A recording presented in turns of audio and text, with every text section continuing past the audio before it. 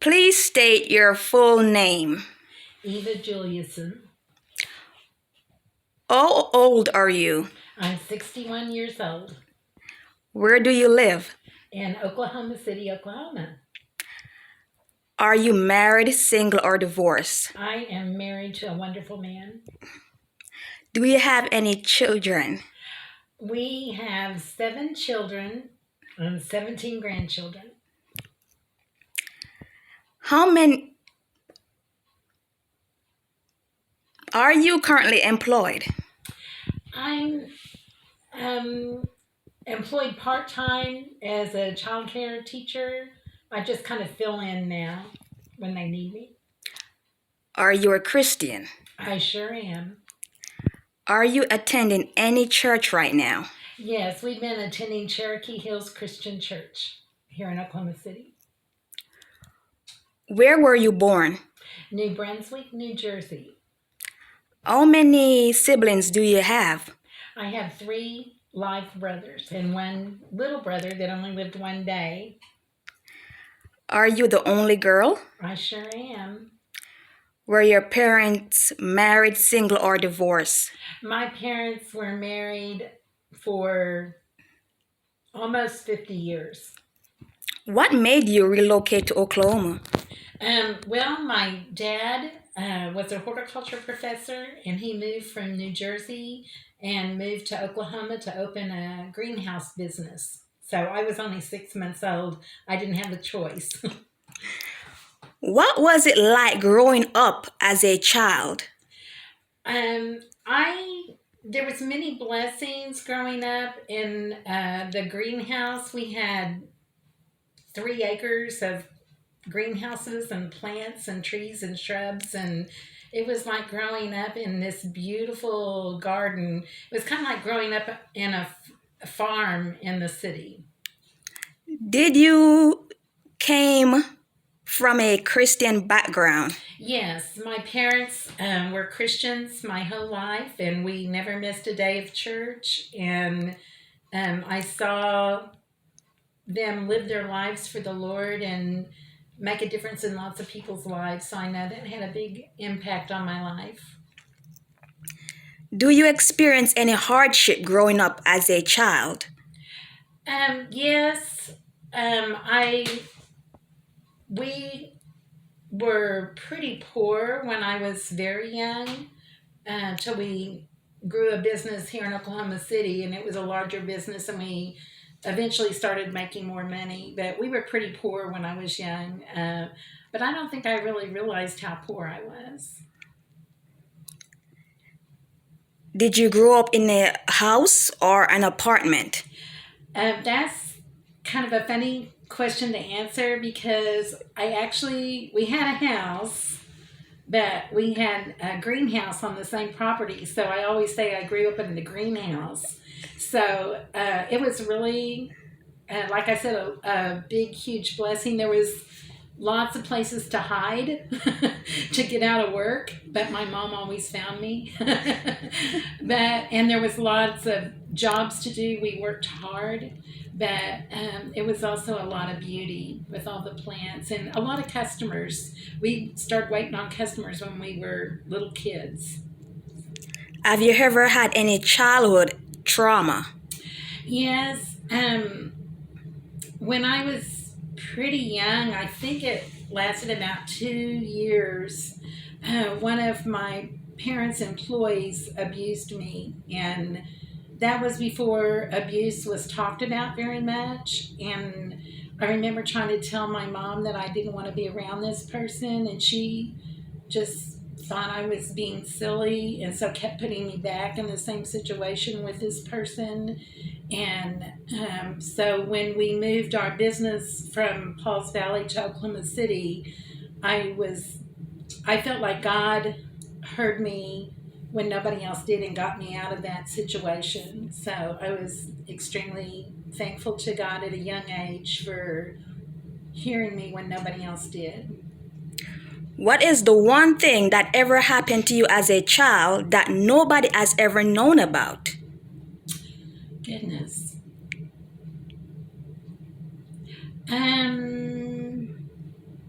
Well, I didn't tell anybody about the abuse because nobody seemed to hear me, and I probably didn't know how to describe it.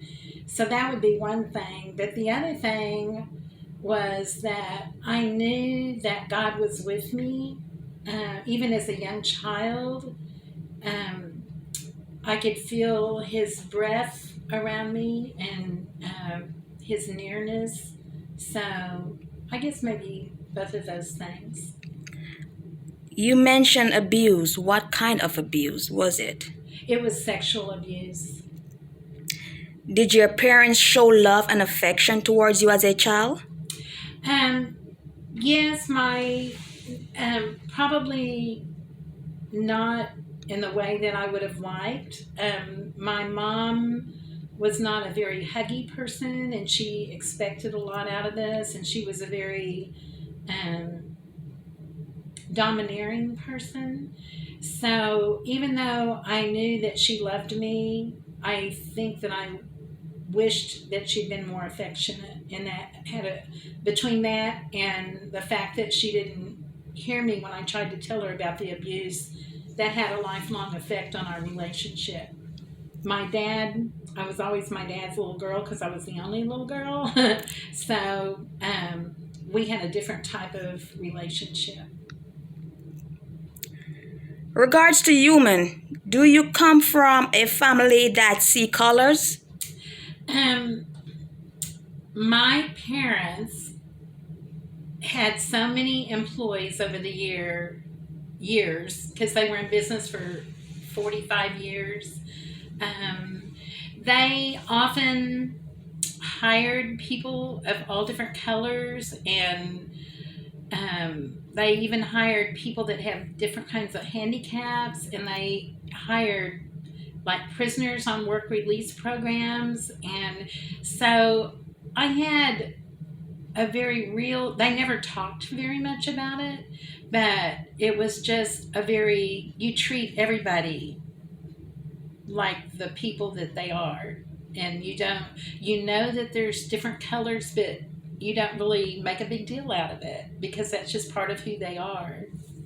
Do you see colors? I guess I kind of have that same attitude. I mean, it's obvious that people have, every single person is unique.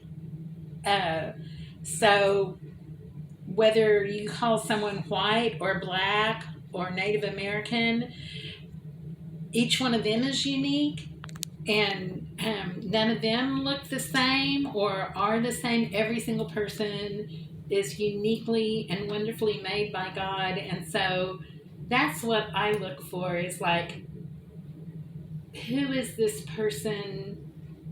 And I try to see them through the Lord's eyes and what He sees in them. How would you define love? Oh, probably Jesus Christ. Um,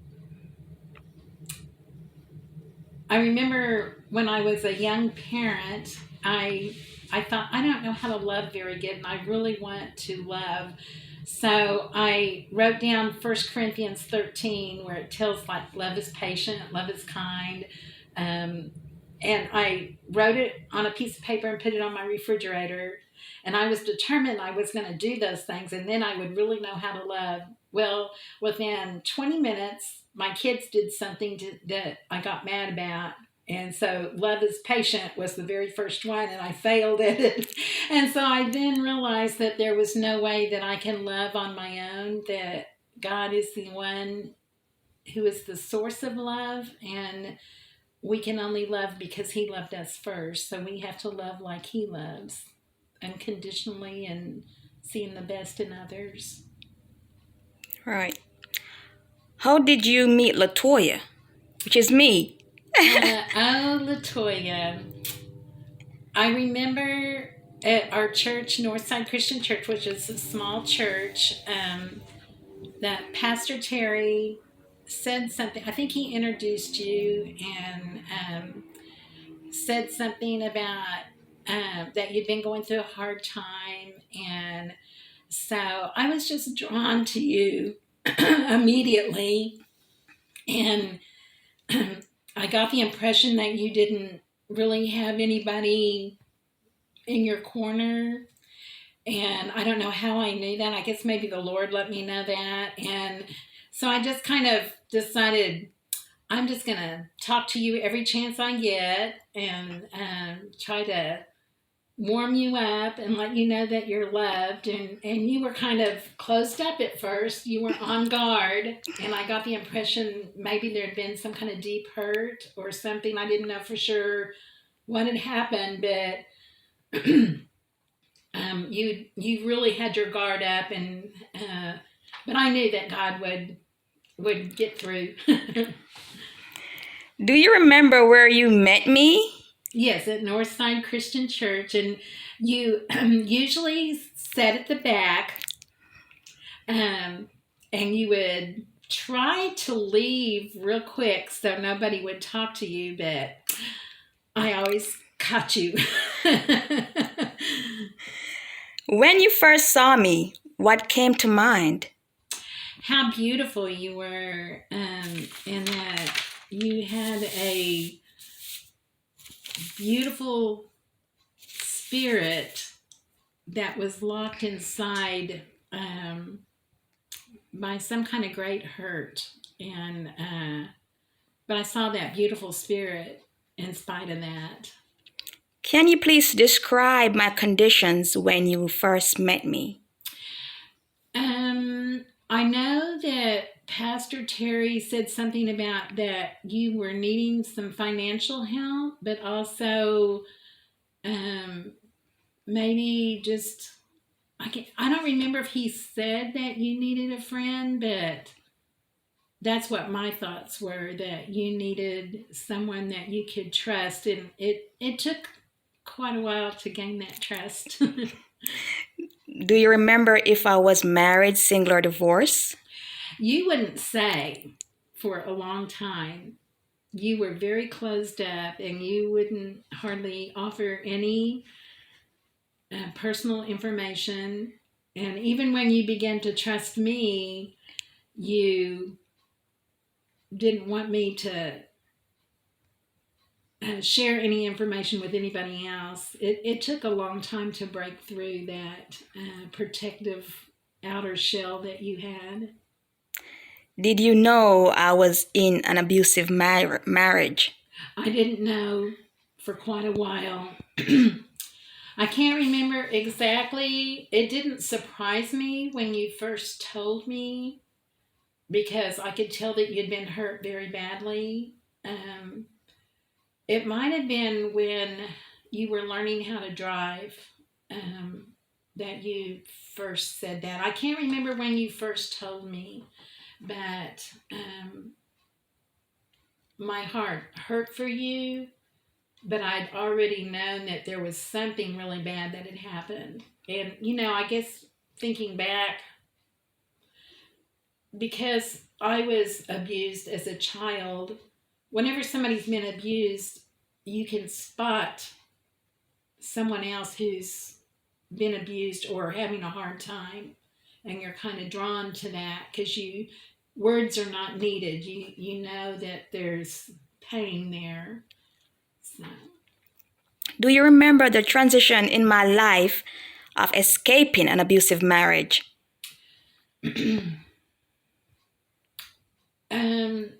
Again, you were so closed up that I didn't know for sure exactly when the escape happened. But I know that not only did you escape that, and that's probably why you had that deep distrust of people, but I know that it was hard to see you go through several other really hard times and have to get out of those. And that was really hard to see those as well, but you did it. What came to mind when you saw a young woman who was going through a lot and didn't have a good support system? You needed one, and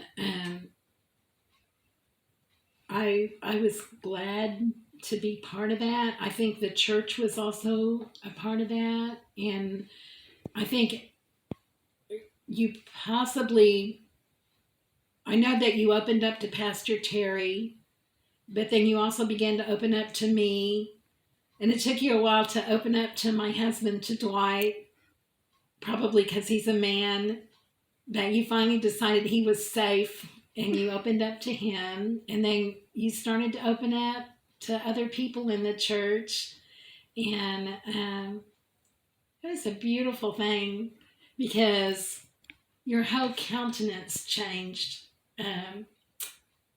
You didn't smile very much at first, even though I knew that you somehow had this beautiful smile inside of you. It was so wonderful to see your smile start coming out, and your laugh. And I still love your laugh and your smile. That's two of the best things about you. And it's like they were finally freed. They were kind of held prisoner. And so it was like seeing a prisoner set free. It was a beautiful thing. It's still a beautiful thing. What advice would you give to someone who wants to know me? Candy. Every time you see us, you go, "Where's my candy?" And shame on me, I hardly ever carry candy because I'll eat it. And so I never have candy on me, except for I remember to give it to you when it's your birthday. But if somebody wants to get on your good side, they need to have candy. And they need to give you a little bit of time for you to feel safe with them, and to gain your trust, because it's really worth it to have this beautiful relationship.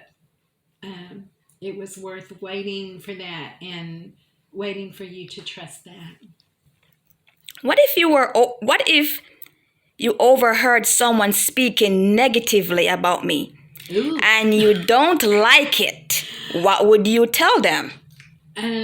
I would tell them you have no idea who she is, and you need to just stop that, because you are missing out on this wonderful relationship. In fact, I remember one time going with you to the apartment managers, and they were not listening to you. You had tried to tell them things, and they were not listening to you, and they were treating you bad, and I went in there with you and stood up for you. But it made me really, really mad, because I think that they didn't listen to you, maybe because of your color, and they listened to me. And I'm going like, you should have listened to her. She was trying to tell you the same thing, and that really upset me. That they would listen to me and not to you when you were trying to tell them. Do you consider me as your family? Yes. I My know. forever family. I noticed over the years, you and Dwight have never missed my birthday and Christmas. You always remember to buy me a gift or take me out. Is that correct? Yes, except for candy. We failed you on that one. but I think it's probably because we knew that the family that you do have, like, are from another country, or spread out across the United States, and you didn't have anybody here, and everybody needs family, and we've been through a lot together, and you are our daughter. If you were a fairy and you had to grant me one wish, what would it be and why? One wish is hard. Well, the greatest thing is a deep relationship with Jesus Christ, because that pretty much covers everything. And just like I said, I didn't know how to love until I learned to accept the love that God has for me, and that helps me love others. my greatest wish for you is to have that love that you can share openly without. I was going to say without the fear of getting hurt, but that's a risk that we take because even when God loves us, He's not forcing us to love Him back. But I also would love for you to have someone in your life that loves you, that brings out the best in you and understands you and gets you, and that you can share every day with, and maybe they'll give you candy. Thank you, Eva. You're welcome. I love you. I love you more.